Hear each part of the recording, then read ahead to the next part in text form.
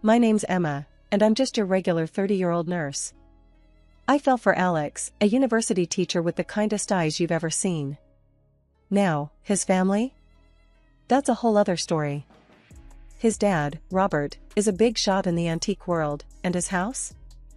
It's like stepping into a museum, each room crammed with stuff older than my grandma. The first time I walked into that house, I swear every step echoed. Paintings stared down from the walls, but the one that really got your attention was the portrait of Alex's mom, Maria, hung up like she owned the place.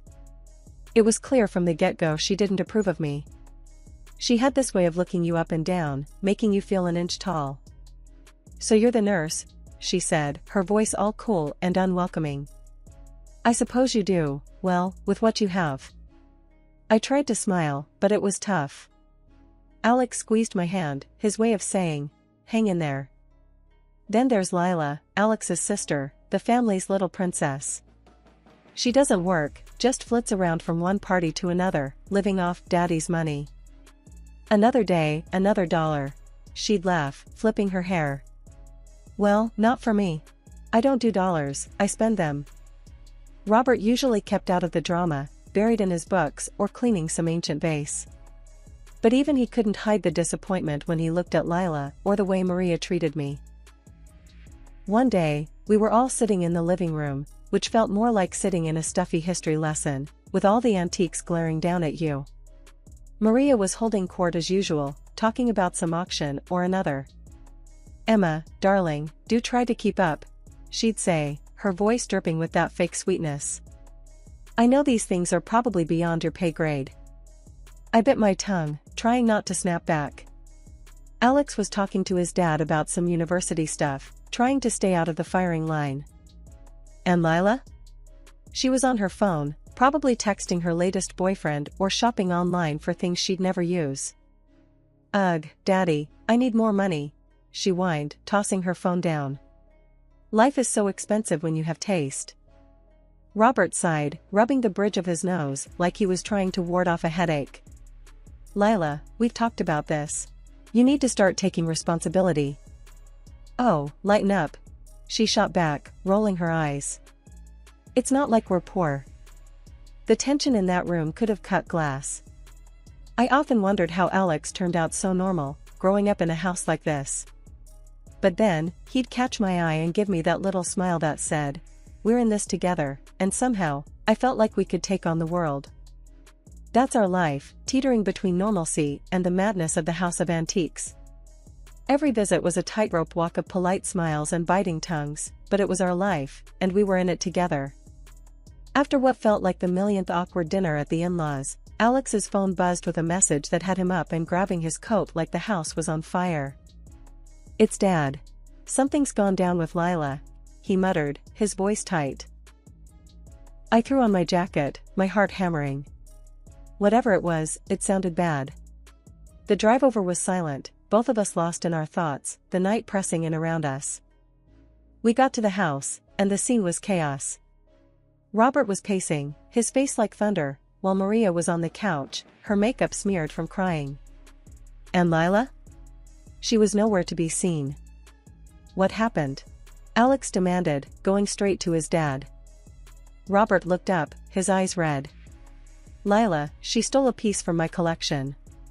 Tried to sell it to some local dealer." I gasped. Even for Lila, that was low. "Why would she do that?" I asked, more to myself than anyone else. "Because she's spoiled and selfish." Maria snapped from the couch, her voice sharp with anger and something else, shame, maybe. Alex ran a hand through his hair, looking like he was trying to piece together a puzzle with half the pieces missing. Is she here?" Robert shook his head. "No, she took off. But not before the buyer recognized the piece. An old friend of mine." "So, what now?" Alex's voice was flat, like he was bracing himself for the worst. "Now," Robert said, his voice suddenly steel, "now we deal with it. She's brought the police to our doorstep. This is serious." The weight of his words hung in the air. This wasn't just family drama anymore, this was real, legal trouble. Maria stood up, her usual poise gone, replaced by a frantic energy. We have to protect her. She's our daughter. And what about the family's reputation? What about right and wrong? Robert countered, his voice rising. I felt like I was watching a tennis match, the argument bouncing back and forth with increasing intensity. But underneath it all, there was a sense of something breaking, something that couldn't be fixed with a few harsh words or a stern look. Alex stepped in, his voice calm but firm. Let's just figure out what to do next. Okay? We can't undo what's been done, but we can figure out how to move forward. Robert nodded, the fight draining out of him. He looked old, suddenly, the weight of his daughter's actions bowing his shoulders. We spent the rest of the night talking in low, tense voices, trying to come up with a plan.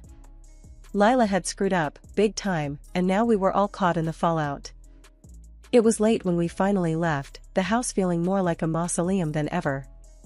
The drive home was quiet again, but this time it was heavy, the air thick with unsaid things and worries about what the morning would bring. I looked over at Alex, his profile lit by the passing street lights. You okay? I asked, my voice small in the car. He glanced at me, a tired smile flickering on his face. Yeah, I'm okay. We'll get through this.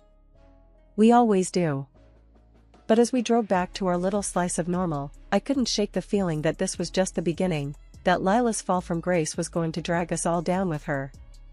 And I was scared, not just for us, but for what it would mean for the family we'd tried so hard to fit into, even when it felt like they'd never really let us in at all. It was a regular evening, or as regular as it could be with the recent family drama, when Alex got another one of those calls. I could tell by the drop in his face it was bad. He hung up and looked at me. Dad's kicked Lila out. What? Why? I was shocked. Robert had always been the type to keep the peace, no matter what. He wouldn't say over the phone. We have to go over there. Now. The house felt different as we walked in, like a storm had passed through, leaving everything off kilter. Maria was in the corner of the room, her usual stern demeanor crumbled into something small and fragile. Robert sat like a statue, his eyes fixed on some invisible point in the distance. What happened? Alex's voice was steady, but I could hear the underlying tremor of concern. Robert looked up, his face carved from stone. She did something unforgivable. The word hung heavy in the air, filling the room with a sense of dread. I felt my stomach twist. What on earth could Lila have done? Maria finally spoke, her voice barely a whisper. She tried to hurt Robert. For the inheritance. I felt the blood drain from my face. It was one thing to be a bit of a brat, but this? This was monstrous. Alex looked like he'd been slapped. Hurt him? How? Robert shook his head. Doesn't matter how. What matters is she's no longer welcome here. Not after that. The conversation that followed was a blur of disbelief and anger. Alex and I left late, the house feeling more like a crime scene than a family home. As we drove home, the silence was suffocating. I wanted to say something, anything to break the tension, but the words wouldn't come. Finally, Alex spoke, his voice rough. Can you believe it? My own sister, and Dad, I've never seen him like that. I reached over and squeezed his hand. I'm here for you, you know that, right? He squeezed back. Yeah, I know. It's just, how did it get to this point? How did we not see it coming? I didn't have an answer for him. How do you see something like that coming? How do you prepare for the moment when someone you grew up with, someone you thought you knew, crosses a line so far there's no coming back? We got home and tried to carry on as normal, but the shadow of Lila's actions hung over us. It was there in the quiet moments, the pauses in conversation, the way Alex's eyes would darken whenever his family was mentioned. The days passed, but the tension remained, a constant, unspoken presence in our lives. We were all waiting for the other shoe to drop, for the next disaster to strike. But for now, all we could do was wait and hope that somehow, someway, we could find a path back to something like normal. Or at least, learn to live with the new normal that Lila's actions had forced upon us. The days had started to blend together when out of nowhere, Alex's phone shattered the silence of our morning routine. The look on his face said it all before he even spoke a word. "My dad, he passed away last night," he said, voice barely above a whisper. Shock coursed through me. Robert, with his stoic presence and antique-filled house, gone just like that? It felt surreal as we rushed over to the family home, the place now a stark reminder of what had been. We entered the house to find Maria, not in tears or sorrow, but with a cold, almost relieved expression. Her usual stern face had an added layer of calculation as she received the condolences. As Alex tried to console her, she shrugged off his comfort with a briskness that took me aback. Well, it was bound to happen. He was getting on, and with all the stress lately. Her voice trailed off, not with grief, but an unsettling pragmatism. Throughout the day, as people came and went, offering their sympathies, Maria seemed more concerned with discussing the practicalities of inheritance than mourning her husband. "Without a will, it's pretty clear how things will be divided," she said, her voice sharp and businesslike. "The majority should rightfully come to me and Lila." The way she spoke about the future, her future, with such anticipation was chilling. There was no love lost here, no tender memories shared. Just cold, hard anticipation for what she stood to gain. Alex was quiet, his face a mask of disbelief and pain. Not just for the father he lost, but for the mother who seemed to shed her mourning like an unwanted coat. As evening fell and the house emptied, the reality of the situation set in. The lack of a will meant a legal tangle, one that Maria seemed almost eager to dive into. Her eyes had a gleam I hadn't noticed before, a sharpness that was almost predatory. "We'll have to speak to the lawyer first thing," she said, her voice brisk and efficient. "Make sure everything is in order." Alex nodded, his usual warmth buried deep under layers of grief and shock. "Yeah, we'll handle it," he replied, his voice steady but distant. We left the house under the cloak of night. The once grand home now felt hollow, filled with the echo of a life that was suddenly and starkly over. The car ride home was silent, a heavy stillness between us. I reached over, holding Alex's hand tightly, a silent message of support and love. He squeezed back, a small thank you in a world that had turned upside down. But as we drove, the city lights passing by in a blur, a deep unease settled over me. Maria's cold detachment, her almost eager anticipation of the inheritance, it was all wrong. And as the reality of Robert's death began to settle in, so too did the realization that this was far from over. The battle for the future, for the legacy and memory of a man who'd meant so much to us, was just beginning. And it was going to be anything but straightforward. "Emma, Dad mentioned a will not long before he passed. He made it clear I was the main heir," Alex confided in me one quiet evening, a serious look etching his face. "Without it, Mom and Lila stand to inherit most of the estate. We have to find it before they do." The urgency in his voice propelled us to the family home the next day. As we approached, the usual somber grandeur of the house was replaced by a sense of foreboding. We walked in to find a scene of chaos, rooms torn apart, furniture overturned, and papers scattered everywhere. Maria and Lila were in the thick of it, their faces set in grim determination as they rifled through Robert's belongings. The air was thick with desperation and the sharp tang of greed. "What on earth?" I gasped, stepping over a pile of books. Alex's jaw tightened. "They're looking for the will. They want to destroy it." Maria looked up, her eyes darting between us. "It's for the best.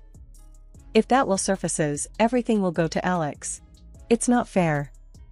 We deserve our share too." Lila, who was rummaging through a desk, didn't even bother to look up. "Finders keepers," she muttered, her voice laced with venom. Alex moved forward, his voice rising. "This is Dad's legacy we're talking about. It's not just about money or property. It's about respecting his wishes." But Maria was unyielding, her gaze cold. "Respect? He left us to pick up the pieces.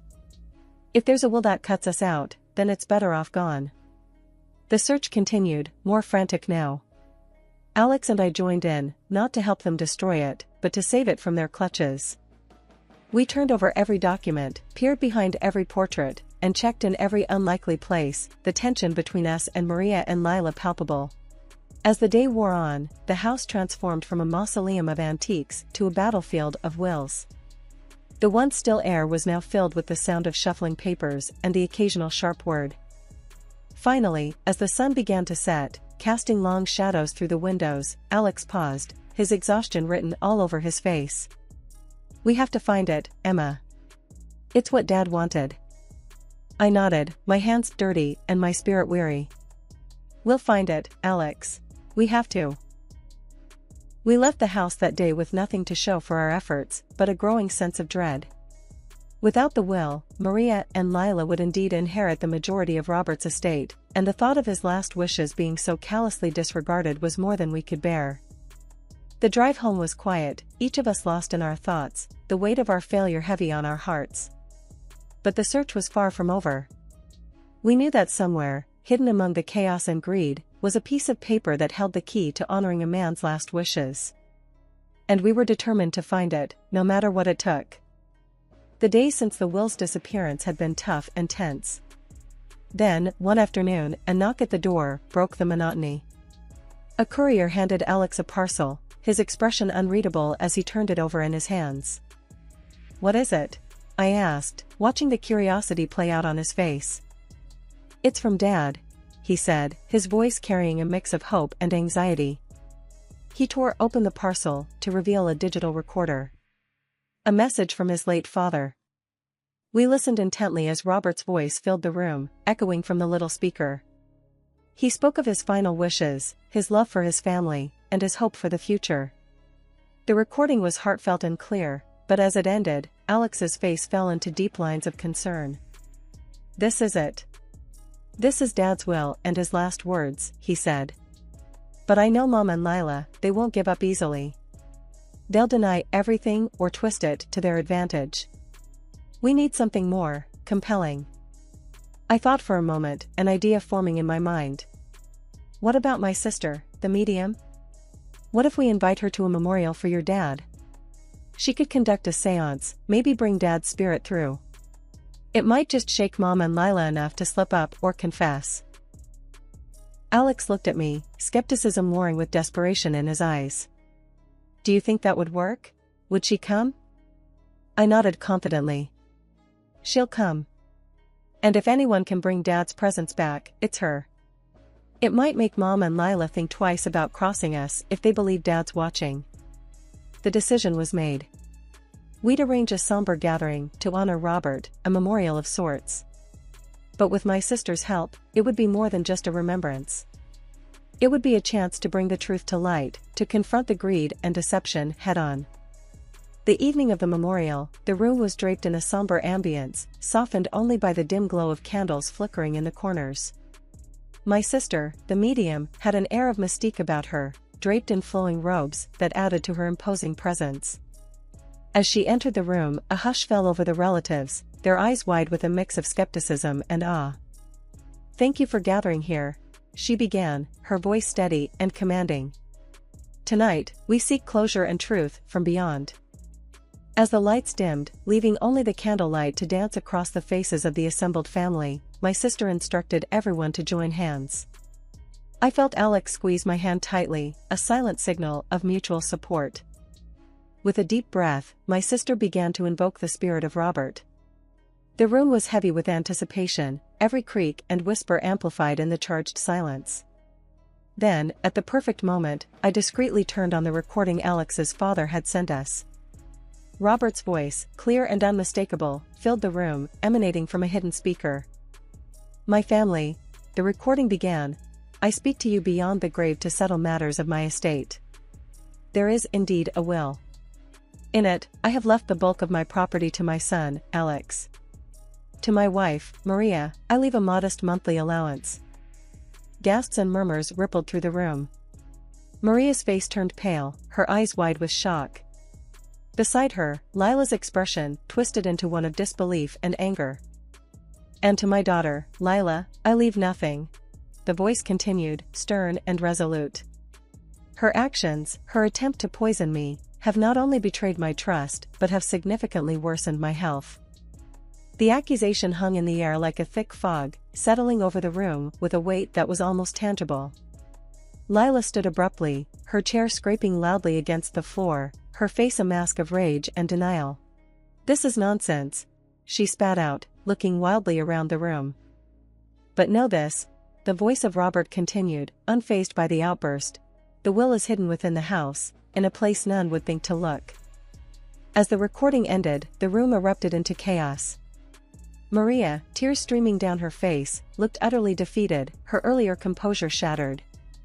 Lila was shouting, her words a tangled mess of accusations and denials.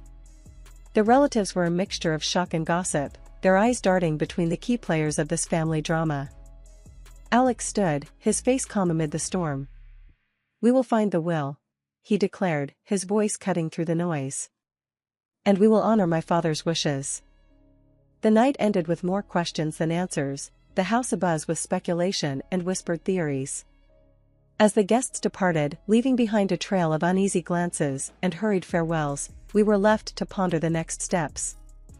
As we tidied up, the weight of the evening's revelations pressing down on us, Alex turned to me, his expression a mixture of gratitude and determination. "Thank you," he said simply, his hand finding mine. "It's what family does," I replied, squeezing his hand in return. After all that mess with the will and Lila trying to poison her dad, things around the house got real quiet, real quick. Lila took off into the night, scared stiff of the cops catching up with her for what she did. Can't say anyone was surprised. She was always a bit of a wild card, but this? This was something else. Maria, meanwhile, wasn't wasting any time feeling sorry for herself. Before anyone could blink, she started hauling out the fancy stuff from the house, piece by piece. Everything except her own giant picture hanging in the main room. It was like she was trying to grab what she could before the ship sank. But she didn't know what we found stashed behind her portrait. Alex and I were poking around when we found the will hidden back there, all official and legal-like, and some papers that pretty much proved what Lila did to her dad. You should have seen Alex's face when we found it. It was like Christmas came early. Reading the will, it was all there in black and white. Alex was getting the lion's share of everything. Maria was left with just a bit of cash to keep her going every month, and Lila? Well, she got a big fat nothing for her troubles. Maria packed up her bags and left the house, probably off to live a quieter life with her allowance. And Lila? Who knows where she ended up? Hiding out, probably, hoping the cops don't find her. So, there we were, me and Alex, left in this big old house. It felt weird, knowing everything that went down there. But we started fixing it up, making it feel more like ours. Less of a museum and more of a home, you know? One evening, as we were sitting down after a long day of cleaning and sorting, Alex looked at me and just said, "We did it, huh?" "Yeah," I replied, looking around at what was now our place. "We did it. Together." It felt good, sitting there with him, knowing we'd been through the ringer and came out the other side. The house had its ghosts, sure, but it was ours now. And whatever the future held, we'd face it as a team. That's what family does, right? That's what we were now. A real team.